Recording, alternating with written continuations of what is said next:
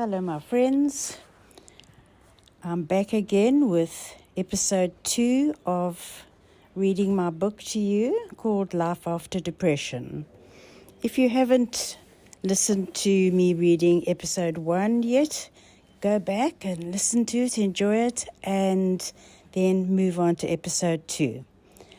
I'm sitting outside, so you might hear some outdoor sounds like perhaps birds or cars or something else, and I hope that doesn't spoil the experience for you of listening to me reading my book to you. Here we go. Please enjoy. Strangely, even though I'm battling with insomnia, my bed has become my safe place, my haven. As much as I detest lying awake at night feeling so alone, I seem to have developed a love-hate relationship with my bed. When I'm at home, I find myself drawn to it, looking forward to getting into it. I walk around the house knowing there's a lot to do. I could tidy some cupboards, I've got sewing to complete, I've got plenty of chores waiting to be done. Or maybe I could just do something more enjoyable and relaxing like watching a movie on TV or reading my book. I walk down the passage once again, into my bedroom. I glance towards my bed. It seems so inviting and comforting, and I'm so very, very tired. I am being drawn towards the bed. It feels almost like a magnet, like a drug. I know that I'll feel better if I can just crawl in for a while, have a little sleep, and escape my thoughts. I give in to the temptation.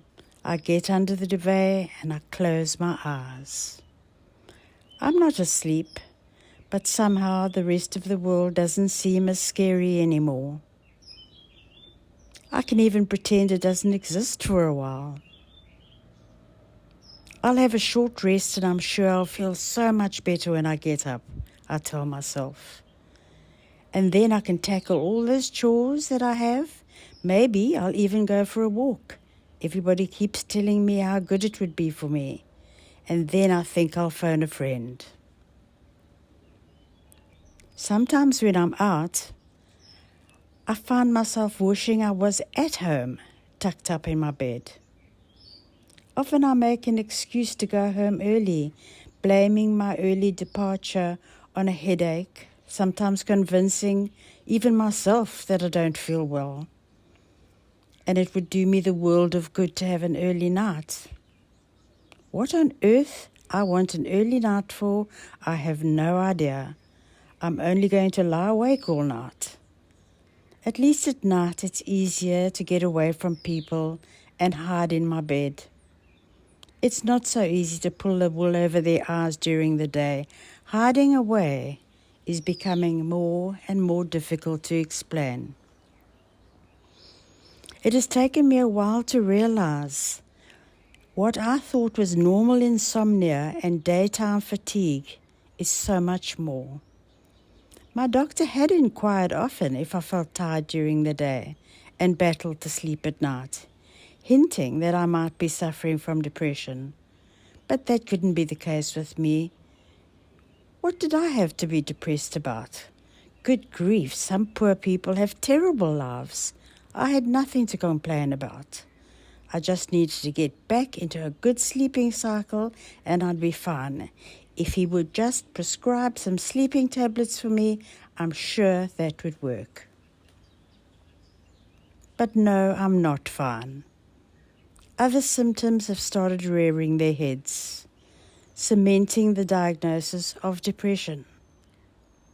But probably the worst of all these symptoms is the intense fatigue during the day. And the second most prevalent sign is counting my blessings. As strange as that may seem, I constantly count my blessings. One might think there's nothing wrong with that, but it's actually human nature to take most of our good fortune in our lives for granted. Not tell ourselves how lucky we are all the time. I know the minute I start reprimanding myself for being ungrateful and dissatisfied with my life that trouble is on the way. It has become my sign, my warning of what is to come. Don't be such a brat. You've got family and friends who love you. You've got a job. You've even got children that so many women yearn for. I tell myself over and over. The black monster is imminent. You may wonder why I capitalize the word monster. For those of you listening and not reading this book, I have given the word monster a capitalization. The reason for this is because it feels like a living, breathing thing, a being, a presence, a demon, something with enormous power over me. Psychologists call it depression. I have become the master of deception, lying to people more and more. When my friends and family phone to invite me out, I make up excuses for why I can't go. I've already got plans to go elsewhere. I apologize. I'm feeling a bit fluey today. I think I should stay in. I've got so many tasks to finish. I say, anything to get out of going out amongst happy, cheerful people and pretending that I'm one of them, laughing at all their jokes, even making some jokes of my own, but feeling so terribly lonely inside, so very, very lonely. Well-meaning friends say I should go out as much as I possibly can. Go out, be amongst other people, keep occupied, try to think of something else, they say. None of them realize I'm actually lonelier in a crowded room than I am at home on my own. At least at home, I know what to expect. I don't have to watch what seems like a whole world full of laughing, loving, joking, talking people. I don't have to pretend to be one of them. I'm not one of them. I feel like I never will be one of them. I am different for some cruel reason. I feel jealous of their happiness. I wish I could have some of it. Sometimes I even feel a bit resentful about the joy that other people seem to have in their lives. I know that I'm also a good person. I'm kind and I'm thoughtful. I try to do my bit for the community. I care for others. I care for their well-being. Then why do others always get the good luck? Yes, you heard me right. I'm calling it luck because it feels more and more like luck by the day. It's taken me many years to realize that people who love us obviously don't leave us in our misery pit when they can see we're having a down day. But at the time, it is so difficult to make anyone understand that going out requires just too much energy and effort. I don't know what advice to give the loved ones and friends of depression sufferers. It's so hard to know what works for each individual. It's such a fine line between respecting the depressed person's doesn't want to go out, doesn't want to do anything but lie on their bed, and encouraging them to get up and get back into the real world.